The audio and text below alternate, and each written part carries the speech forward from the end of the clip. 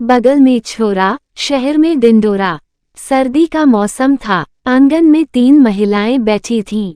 एक महिला लाल मिर्च के डंठल तोड़ रही थी और 2 महिलाएं उसके साथ बातें कर रही थीं। मिर्च के डंठल तोड़ने वाली महिला अचानक कहने लगी, अरे बहना, अभी अभी मेरा लड़का यहीं खेल रहा था। वह देखो, वस्ता भी यहीं पड़ा है। मालूम नहीं कहाँ गया। यह कहते हुए महिलाओं से फिर बतियाने में लग गई। शाम हो गई थी। झुटपुटा होने को हुआ। उसके साथ बैठी महिलाएं चली गई। फिर उसे अपने लड़के की याद आई। कभी कहीं जाता नहीं था। आज मालूम नहीं कहाँ चला गया था। वो अपने लड़के को देखने पड़ोसियों के यहाँ गई। पूछती फेरी कि मेरा लड़का तो नहीं खेल रहा है। पड़ोसियों ने कहा कि मेरे लड़के तो यहीं खेल रहे हैं। आस पड़ोस में पूछकर वह घर वापस आ गई। 5 साल का लड़का था। वह घर और पड़ोस के अलावा कहीं जाता नहीं था।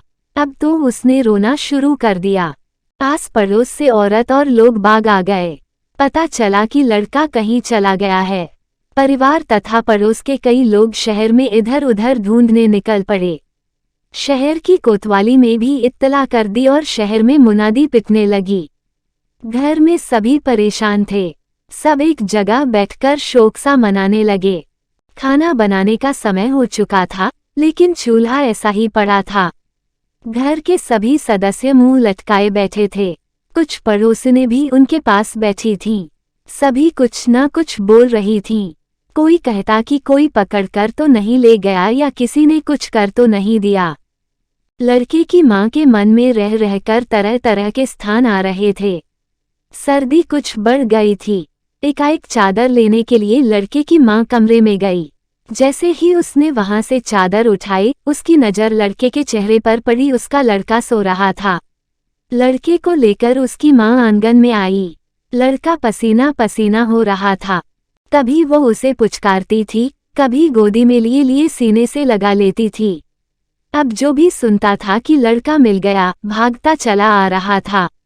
आंगन में औरतें, बच्चे, मोहल्ले के व्यक्तियों की अच्छी खासी भीड़ लग गई थी। जो भी पूछता कि लड़का कहाँ मिला, सबसे कहती कि अंदर कमरे में सो रहा था। उसके घर से महिलाएं, बच्चे आदि लड़के को देखकर आ रहे थे। एक औरत कह रही थी, देखो तो, बगल में लड़का, शहर में टिंडोरा।